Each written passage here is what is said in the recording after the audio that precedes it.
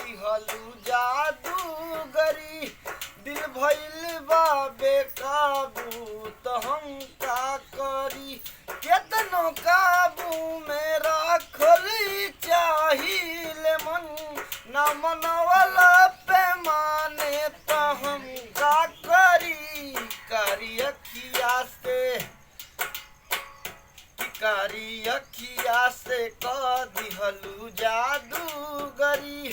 दिल भइल बा बेकाबू त हम का करी कारी अखिया से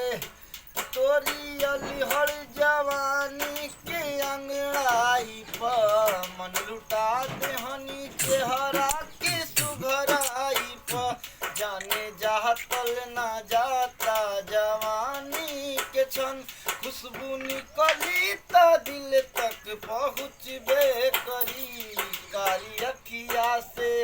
हो कारी अखिया से क दिहलू जादूगरी दिल भइल बा बेकाबू।